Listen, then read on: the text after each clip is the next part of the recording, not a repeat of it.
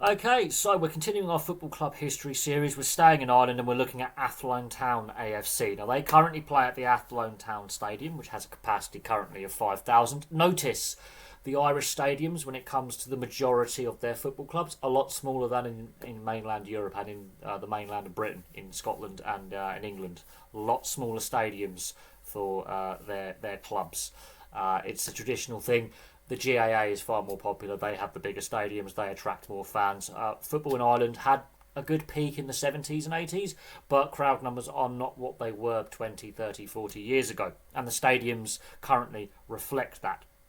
But Athlone Town themselves, one of the oldest football clubs in existence, one of the oldest in Ireland. They were founded in 1887. So they predate the Football League here in England. Just let that sink in. They predate the Football League here in England. They were elected to the League of Ireland in 1922, so they were one of the founder members of the League of Ireland in 1922 to distinguish the League of Ireland from the league in Northern Ireland, the Irish League. It was known as the Irish Free State League. So they were the first club outside of Dublin to compete in that new national competition. They've won some silverware. They were a very successful side in the 80s. They got to the second round of the UEFA Cup at one point, so they actually did all right. They've played 8 games in Europe. In total, they've won 1. So their win percentage in Europe isn't great, but they have played some games in Europe. They've won some honours, as I say, the 80s, very successful period. So the League of Ireland, before it was split into a 2-division structure with a Premier Division and a Division 1, they won twice.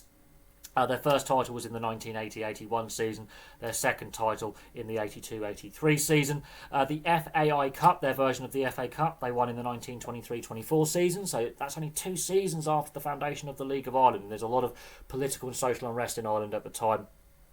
We covered that in previous videos to do with Irish sport, Irish War of Independence and the Irish Civil War.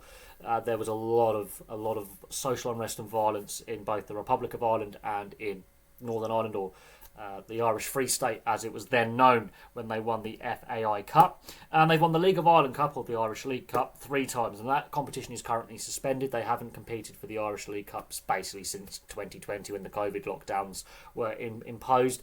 There's been no official announcement if they're going to resume that, but they've won that 3 times. 1979-80 season, the 81-82 season, and the 82-83 season. So they did a League and League Cup double in the 82-83 season. And that's the end of their silverware. They've not won anything since of a major note. That goes towards the UEFA coefficient, which could lead to qualification for Europe. So yeah, their success has dried up in more recent times. But the 80s, Athlone Town were the top side in Ireland for the first half of the 1980s. However, more recent times, they've been involved in a match-fixing scandal and a record defeat in the Irish Cup. Yes, so September 2017, 2 players were banned for match-fixing. That was Igor Slabuts and Dragos Svirjan. They were banned for 12 months for match-fixing a match against Longford Town on the 29th of April of that season. They got 12-month bans. So they have been involved in a match-fixing scandal. The club itself weren't happy with the punishments handed down to their players. They basically said the league didn't have much evidence, and the FAI didn't have much evidence, and they tried to contest the charges. But both players were handed 12-month bans for basically trying to fix the match against Longford Town. There was a lot of corroborating evidence, apparently. The record defeat in the FAI Cup, an 11-0 against Dundalk FC in the 2020 semi-final. That is now officially a record defeat for a club in the FAI Cup. So they've got some unwanted things in more recent history. But as I say, Athlone Town in the 80s, especially the early 80s, very successful club, competed in Europe, and pushed AC Milan in the UEFA Cup.